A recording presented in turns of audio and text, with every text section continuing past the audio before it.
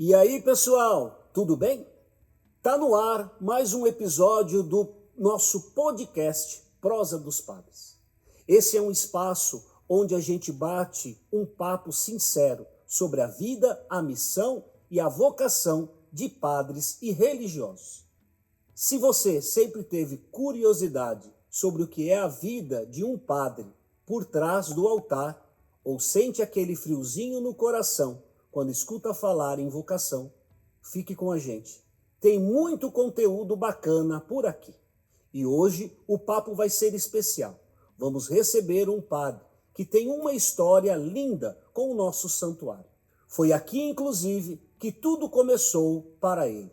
Estou falando do padre Orisvaldo Pereira, lá da paróquia Cristo Rei, Anhanguera, São Paulo, mais conhecido como Padre Vavá.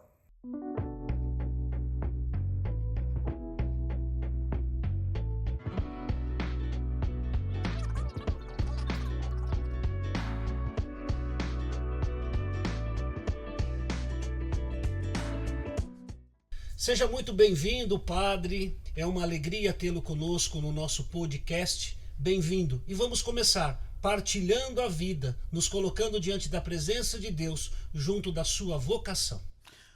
Que bom, padre. É uma alegria também estar aqui, no Santuário São Judas, onde tudo começou, a minha história vocacional. Fiquei muito feliz pelo convite de estar aqui com vocês hoje.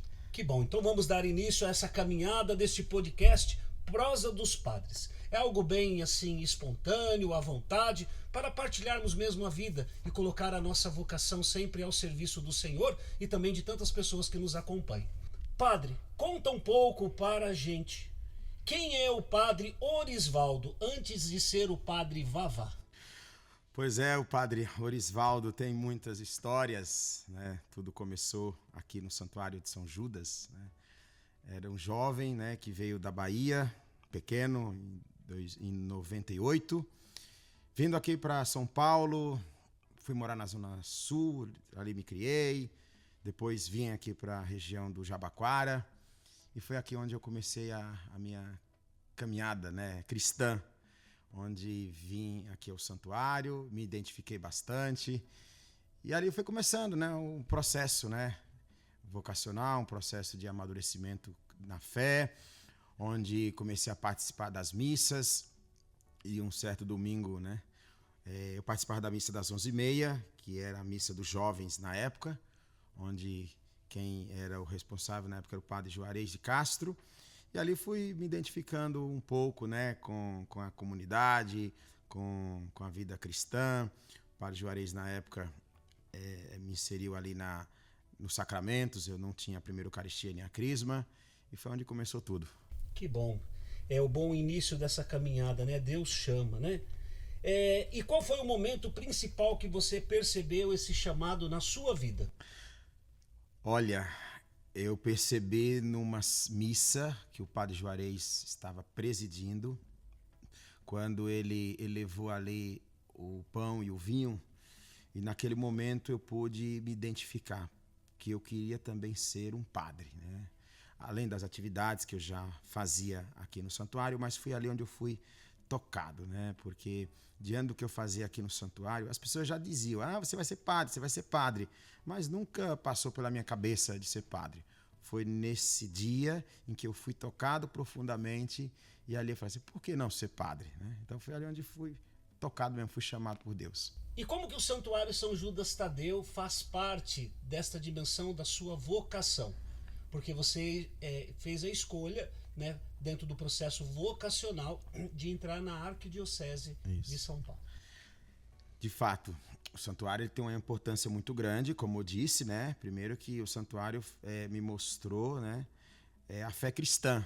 Porque você sabe, a gente quando se torna adolescente, se perde um pouco na vida, vai para outros caminhos, esquece de Deus. Isso não quer dizer que eu nunca deixei de ser cristão, Não. Isso nunca. Mas a gente, no decorrer da vida, a gente vai indo para caminhos contrários àquilo que Deus sempre desejou em nosso coração. E ao vir aqui para o santuário, aqui eu fui bem recebido, fui bem acolhido pelas pessoas. E ali o santuário contribuiu bastante, porque foi a partir daqui onde tudo começou. Eu disse isso na minha primeira homilia aqui no santuário, foi a primeira missa aqui, que aqui foi onde eu plantei a semente e aqui foi colhido, né? E o santuário me ajudou bastante nisso, onde os padres ali me acompanharam com muito carinho, quando eu decidi ali a seguir a vocação ao sacerdócio. Fui bem acolhido pelo padre Marcelo, o padre Marcelo me chamou, conversou, porque para mim eu tinha o chamado, mas eu tinha dúvidas a respeito da vocação sacerdotal. E o padre Marcelo Reis, que era o pároco da época, ele foi me mostrando ali, né, como que é ser padre, como que é o processo. E ali ele me explicou um pouco, né, na congregação, porque como aqui sou assistido pela congregação dos deonianos, o padre Marcelo foi me passando um pouco como é que funcionava. Na época também eu tinha muito contato com os frates que trabalharam aqui, o padre Giovanni, que na época era diácono, o Rafael Querubim, que era frate. Então fui me envolvendo ali com eles, fui ali trocando experiências, eles foram me falando o que é ser padre e assim por diante. E ali eu senti esse desejo, fiz um acompanhamento breve na congregação, mas eu senti assim que a minha vocação era mais voltada para diocesano, né? Aí foi onde ali o padre Marcelo achou por bem me encaminhar para a Arquidiocese de São Paulo. Certo. Tem algum religioso, alguma religiosa ou algum leigo que fez parte desse seu processo vocacional, que lhe ajudou assim? Você já apresentou algumas coisas, mas que deu assim esse empurrãozinho assim, ó, vai. Aqui no santuário tem bastante, né? É um casal assim que eu tenho uma grande admiração, tanto é que eles me adotaram aqui na época, quando eu participava, né? O seu Silvan e a dona Girlene, e o João, que inclusive é meu padrinho de crisma, que na época tocava aqui no santuário. Eles praticamente me adotaram, porque eu morava sozinho aqui próximo, e vindo aqui para o santuário, então eu acabei encontrando uma família, né? E eles foram me ajudando nesse processo, nesse discernimento vocacional. Além desses que eu mencionei, o frate, na época, né, o Rafael Querubim e o padre Giovanni, que era diácono, que também estavam envolvidos na pastoral vocacional. O padre Herculano também, não poderia esquecer do padre Herculano, que me ajudou muito na época que eu também estava fazendo o discernimento vocacional. E o padre Juliano, que também é um grande amigo, né, a gente tem contato até hoje, que também me ajudou nesse processo. Muito bem, tá vendo? Pessoas sendo sinais de Deus na sua missão e na sua vocação. Como foi a sua caminhada até o sacerdócio em relação a seminário, estudos, todas as atividades e os momentos mais marcantes desse processo, né? Foi muitas provações. Acho que a minha primeira aprovação ela se deu quando eu comuniquei à família que eu ingressar para o seminário. Porque eu fiz todo o processo vocacional escondido da família. Eu não queria que eles soubessem, primeiro porque eles não tinham um certo conhecimento, né, do que era ser padre, e eu fiz tudo a escondidos, né? Escondido. E aí quando eu fui revelar para a família que eu estava disposto a entrar para o seminário, ali foi a primeira dificuldade que eu tive, porque meus pais não aceitaram, né? Meus pais não aceitaram porque o sonho deles era que eu fosse um chefe de família, que eu casasse, desse netos e assim por diante. E esse primeiro contato que eu tive com eles, de fato, me abalou muito, mas isso não impediu de eu entrar para o seminário, né? Mesmo assim eu fui. Contra a vontade deles, eu fui. E aí eu ingressei no seminário, fiz o acompanhamento vocacional 1 ano e meio, ingressei no seminário em 2008, lá na Cachoeirinha, que é o seminário propedêutico da Arquidiocese. Lembro que na época que no santuário fizeram várias arrecadações, né? Falaram chá seminarista, né? Onde arrecadaram coisas para eu levar para o seminário, porque eu morava sozinho, como eu disse, mas eu não levei nada meu, né? Então eles que ali se movimentaram, fizeram uma vaquinha, como dizem as pessoas hoje, né? E ali me ajudaram. E uma coisa também que me chamou muita atenção, quando o padre Juarez me levou para o seminário, que foi ele que foi comigo, quando as portas do seminário propedêutico ali se fecharam, eu comecei a pensar, meu Deus, a partir de agora eu começo uma vida nova, né? E não, ali fui fazendo todo o discernimento, passei por muitas dificuldades no seminário. No propedêutico, para mim, era muita novidade, porque como eu morava sozinho, né? E ali você ter uma vida, né, com regras, né, disciplinas, estudos. Eu tinha parado de estudar fazia uns 4, 5 anos, e aí retomar tudo isso. Então isso foi um pouco meio desafiador para mim. Mas fui firme, perseverante. Depois de ficar um ano no seminário do propedêutico, fui para a filosofia.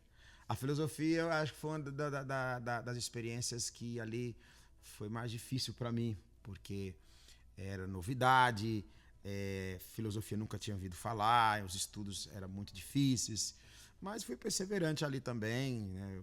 Permaneci 3 anos, e ao concluir a filosofia, aí fui para a teologia. A teologia já foi um pouco mais tranquila, porque era aquilo que eu queria mesmo, né? Fiz todo o processo de teologia. Claro que nesse processo aí também a gente passa por muitas crises. Pensei em desistir da metade do processo. Às vezes achava a faculdade um pouco difícil. Falava para o meu reitor, não, vai ser difícil, eu não vou conseguir. Eu acho que eu vou deixar, vou voltar à minha vida normal, porque eu não vou conseguir ser padre. Mas fui ali, fui caminhando, fui discernindo. Aí quando foi em 2015, fui aprovado, né, para o diaconato. Para mim foi uma alegria, ao mesmo tempo foi uma falta de insegurança, porque ali já é uma decisão mesmo, né, de você ser tomada ali com relação à sua vocação mesmo, né? É o primeiro passo, né, antes do sacerdócio.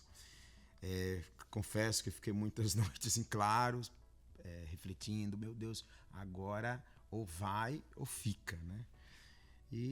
Mas foi uma alegria. Aí no dia seguinte, fui ordenado diácono no dia 12 de dezembro de 2015, dia da Nossa Senhora de Guadalupe. Eu tenho muita devoção à Nossa Senhora, e foi um momento muito maravilhoso, muito marcante.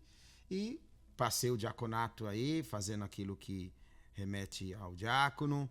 Fiz uma experiência missionária, né, nesse período aí do diaconato, né, onde fui fazer uma missão de férias lá na diocese de Castanhal, na região noroeste do Pará, uma cidade chamada Igarapé-Açu, onde lá eu fiquei mais ou menos uns 3 meses, para sentir um pouco a realidade, né, de outros povos, e retornando no dia 3 de dezembro de no final de 2016, fui ordenado diácono, ou padre.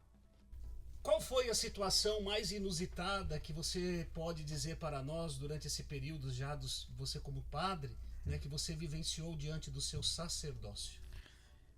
Eu acho que uma experiência marcante, né, acho que foi as confissões, né? Acho que a confissão foi um dos momentos mais marcantes para mim. Primeiro, porque quando eu fui ordenado padre, eu tenho uma devoção muito à Nossa Senhora Aparecida, né? A devoção à Nossa Senhora Aparecida. E quando eu fui ordenado padre, a primeira coisa que eu fui fazer foi ao santuário agradecer a Nossa Senhora, né, por todo esse período aí que eu passei no seminário, por ter ali superado as dificuldades, como eu disse. E eu tive a graça de atender a minha primeira confissão no santuário, lá na Aparecida. Não estava programado, né? Uma moça, eu não lembro de que estado ela era, e ali ela me contou umas coisas que me deixam um pouco assim assustado, né? Eu falei assim, meu Deus, porque a gente, claro, a gente estuda na faculdade, né? A teologia penitencial, né? Sacramental da confissão, mas na prática é outra coisa.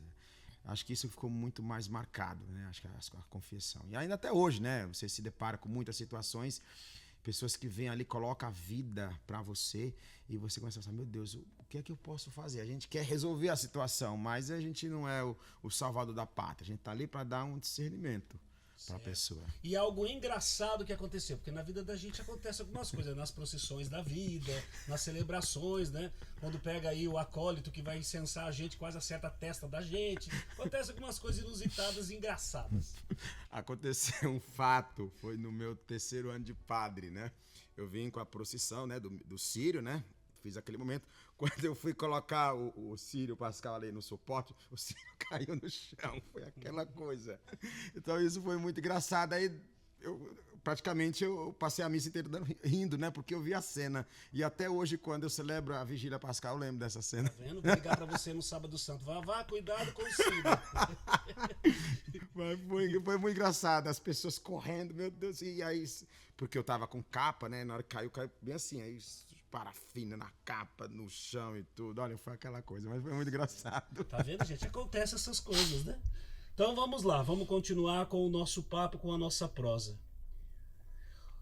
E o que mais te emociona do seu ministério sacerdotal? O que mais me emociona é celebrar a Eucaristia. Eu acho que isso aí é tudo na vida de um padre. Claro que tem muitos outros fatores, mas é celebrar a Eucaristia, saber que através das minhas mãos que foram ungidas, eu levar Jesus para as pessoas. Eu lembro, claro que eu estava nervoso quando eu presidi a minha primeira missa aqui no santuário. Eu chorava tanto que a minha voz tremia. E o padre Juarez, vai, coragem, você vai conseguir. Que jeito do padre Juarez todo espontâneo, né? Mas é a Eucaristia, sabe? A Eucaristia. Cada Eucaristia que eu celebro, eu vivo aquele momento que Jesus viveu ali na Santa Ceia, entregando o seu corpo, o seu sangue em prol da humanidade, né? Então é isso que me fortalece muito no meu ministério. Tanto é que quando eu presidi a primeira missa, que o Dom Cícero, que na época era o meu reitor, ele falava para nós, né? Que quando a gente se torna padre, uma das coisas mais desafiantes é porque ali é você que vai presidir, não é mais o outro, né? E ele fala assim, quando você começar a missa, você olhe para trás. Porque você olhar para trás, você não vai ver o sacerdote, vai ver você. Né? No sentido assim, não vai ter ninguém. E de fato eu fiz essa experiência. Falei assim, meu Deus, agora vai.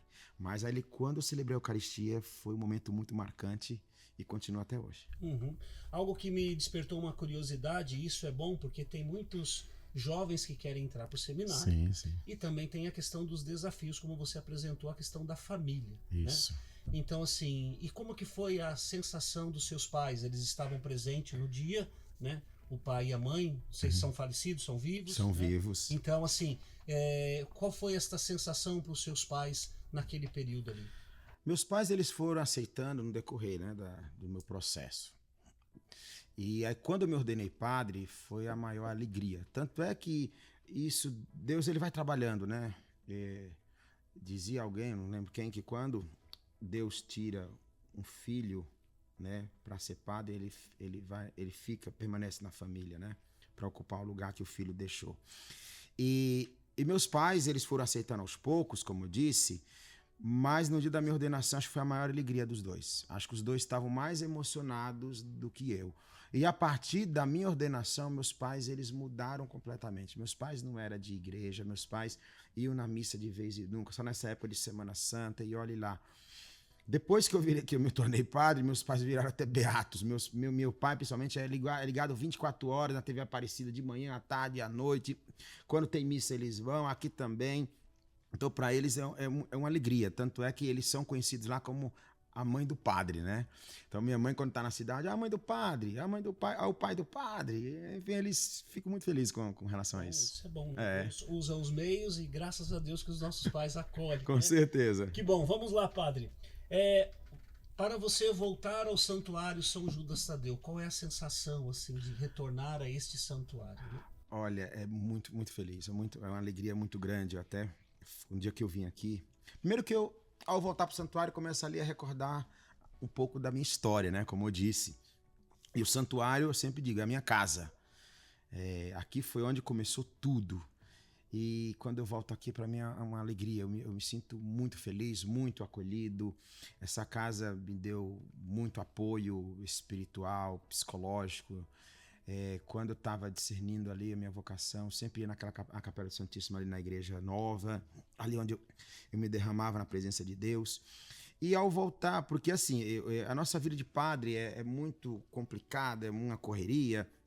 Eu já passei por muitas paróquias na arquidiocese, agora estou muito longe lá no Morro Doce, então é difícil vir aqui.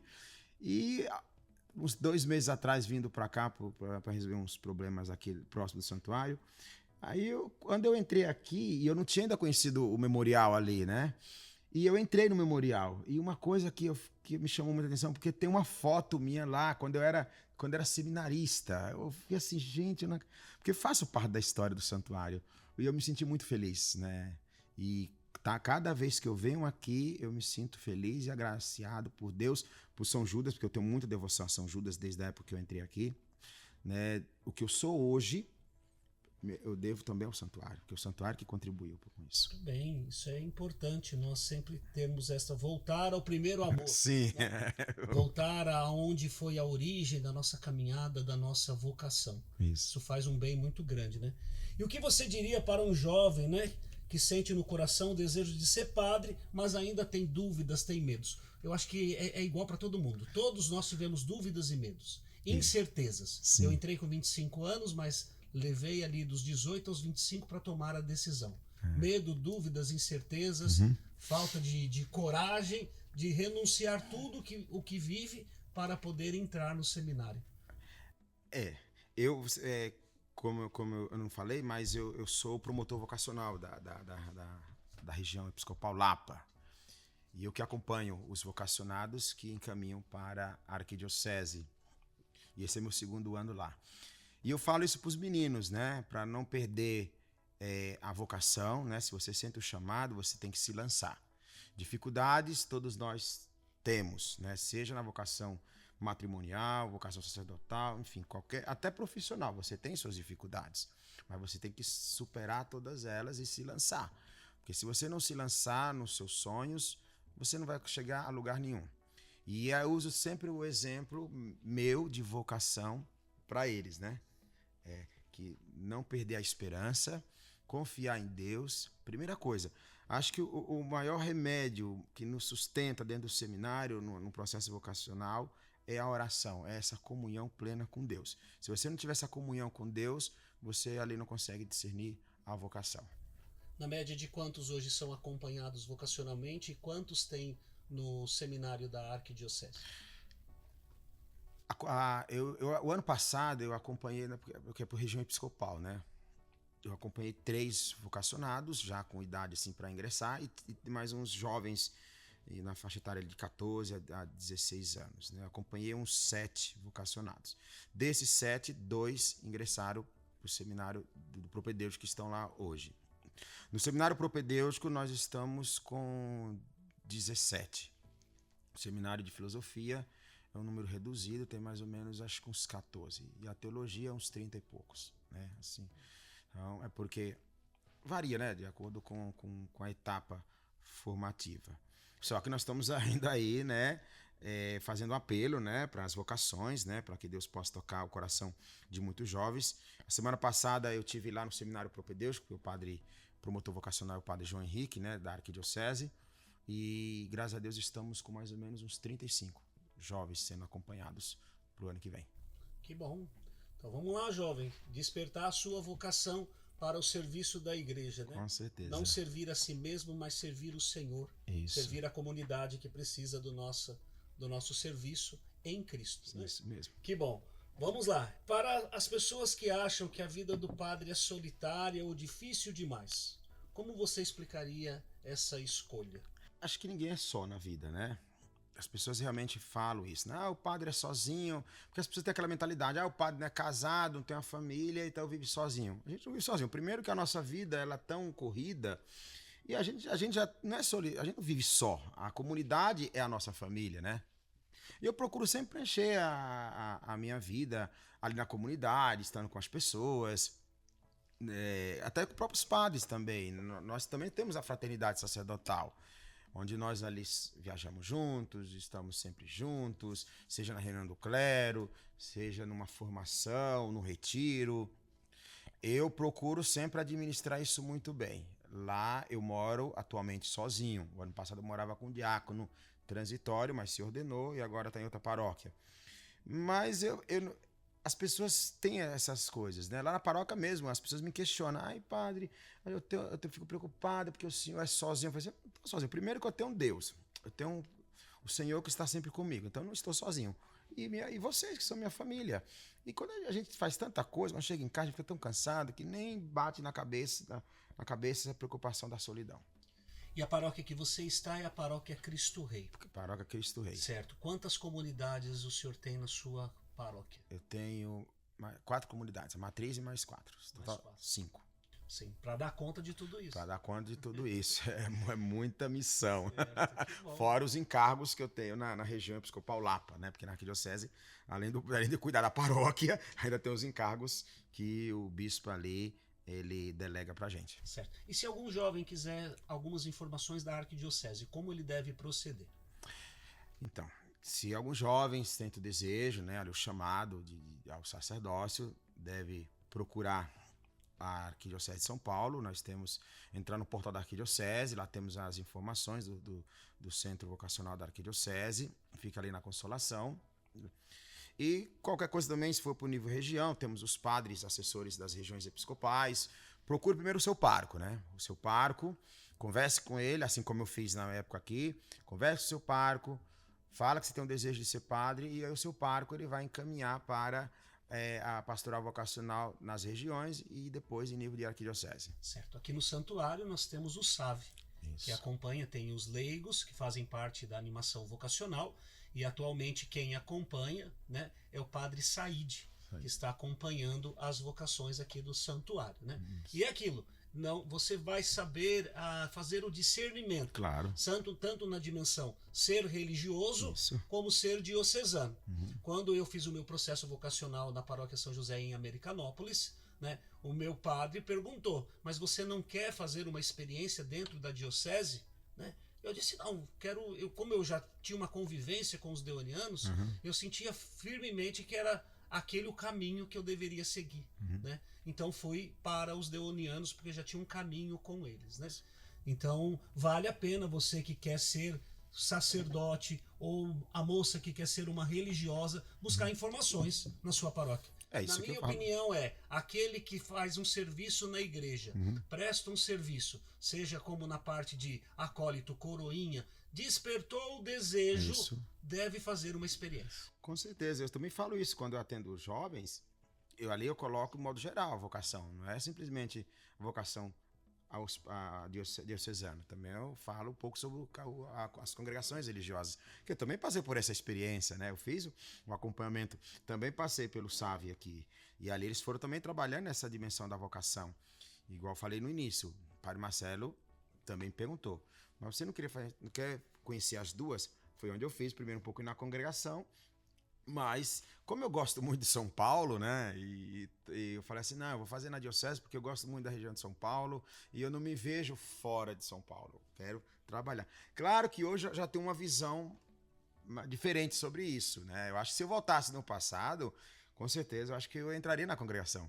Eu vou contar aqui um fato, foi muito engraçado. Quando o Dom Cícero me aprovou para o seminário, como você perguntou aí, se tem algum fato, né? O Dom Cícero, ele é uma pessoa muito brincalhona, né? E ele, quando teve o escrutínio, né? Que é para ver realmente se o candidato vai ser ordenado ou não, Dom Cícero chamou todos os meus colegas e eu fiquei por último. E aí, quando ele me chamou para conversar, ele falou assim, Orisvaldo, olha, tivemos aí o escrutínio, só que você não foi aprovado. Aí naquela hora eu fiquei gelado, né? Eu falei assim, eu fiquei quieto, não falei nada. Como assim? Não, é que a gente achou por bem, porque como você veio do santuário, eu creio que você tem um pezinho lá nos deonianos, então seria bom você fazer uma experiência na congregação. Inclusive, o Dom Odilo já fez uma carta, eu também vou fazer, porque na época o padre Marcelo era o reitor da teologia, né? Então vamos conversar com o padre Marcelo, aí como você já fez todo o processo, conversa com o padre Marcelo, aí lá você vai ser deoniano. Aí eu falo assim, mas se eu quisesse ser deoniano, eu teria feito lá, mas eu quero ser diocesano. Não, tá bom. Aí Nisa começou a dar risada, né? Começou a dar risada. Aí eu falei assim, não, Orisvaldo, tô brincando. De fato, a gente viu que você fez uma boa caminhada, mesmo com as suas dificuldades, suas limitações. Até contou um fato lá que uma vez ele não é que ele gritou comigo, ele no sentido assim, porque eu queria sair do seminário e ele não deixou. Você não vai sair, você está sendo manipulado pelas pessoas, né? Você sabe como é que é a vida de seminário, né? Porque eu tive um probleminha lá que eu queria sair, como eu falei, né? Enfim, aí ele deu essa boa notícia, mas para dizer que não importa, o importante é a vocação, né? Se você quer ser padre, ou diocesano, religioso, a igreja necessita de vocações, né? E nós vivemos uma era que as vocações, infelizmente, estão diminuindo. É uma luta grande que nós estamos fazendo na arquidiocese. Creio que nas congregações religiosas não está sendo diferente, mas nós temos que ali despertar aos jovens o desejo de ser padre. Sim. Né? Então, aos jovens, por favor, caminhem, faça a sua experiência. Com né? certeza. Não queiram ser na paróquia mini padre, né? Também tem isso. Pensa, eu cuido disso, cuido daquilo, mas eu não tomo a vergonha, assim, o jeito de dizer assim, não, eu vou fazer a experiência, né? Então, quer dizer, o que vale é a experiência. Eu me lembro que quando eu entrei em 2005, a minha frase na minha mente é, eu vou fazer a experiência. Sim. E eu estou fazendo experiência até hoje. Todos nós fazemos experiência até hoje. Vou fazer a experiência. Por quê? Nós ficamos nessa dúvida. A incerteza, ela existe. Ela existe. Mas nós precisamos, assim, tem que se lançar. Sim. Avançar para as águas mais profundas. Isso. Tá certo. Muito bem. Então vamos lá. Diga para nós, por título de curiosidade, qual foi o lema da sua ordenação? A presbiteral. Isso. O Espírito do Senhor está sobre mim porque Ele me ungiu e me consagrou. Muito bem. E Ele continua te ungindo e te consagrando. Isso mesmo. Né? O meu foi, antes que te formasses no seio de sua mãe, eu te conheci e te consagrei. Esse foi minha diaconal. Diaconal? Tá vendo? Tava ali. Esse foi minha diaconal. Mas, padre, deixa para nós uma mensagem para quem nos escuta, nos acompanhe, para que a gente possa fazer esse podcast chegar também aos nossos vocacionados. Sim. Ou às pessoas que estão numa inquietação vocacional. Sim. Para que possam servir aí a sua comunidade, possam dar uma resposta àquilo que a igreja precisa de bons e santos sacerdotes. Querido jovem, né, que vocês que nos acompanham, né, não desistam dos seus sonhos. Se você tem um desejo, uma vocação, você deve alimentá-la, né? Primeiramente rezando, colocando nas mãos de Deus, para que Deus ali possa trabalhar o desejo que você tem no seu coração de ser padre. E você, pai, mãe, incentive os seus filhos a serem padres. Hoje nós temos aquela coisa, né? É bonito olhar a vocação, mas o filho do outro, mas não pensa na vocação do seu filho, né? Então, vocês possam incentivar os seus filhos, netos ali a discernir esse chamado de Deus. Se ele sente o chamado, você tem ali que abraçar e acolher e ali ajudá-lo ele a discernir. Que bom. Então, nós queremos agradecer a sua presença. Obrigado. Muito obrigado por estar conosco e por não esquecer do santuário que foi tão importante na sua missão. E dê para nós a sua bênção. Bem, já quero agradecer, foi uma alegria estar aqui com vocês, né?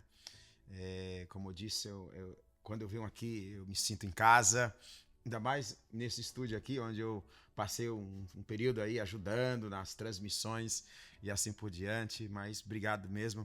Que Deus também abençoe você na sua missão, a sua vocação, o seu ministério aqui no santuário. O santuário, eu sei muito bem, é uma igreja muito movimentada, muito agitada, muitos atendimentos, né? Eu também, quando eu me ordenei padre, eu fiquei um tempinho aqui, 1 ano e meio, ajudando nas confissões, e eu já percebi isso antes, mas agora como padre a gente vê com outro olhar, né?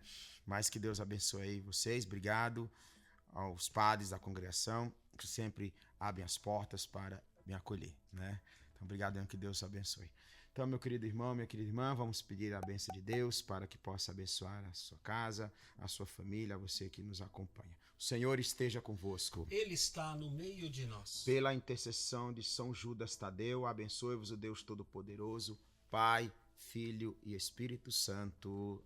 Amém. Que Deus abençoe a cada um de vocês e até a próxima Prosa dos Padres.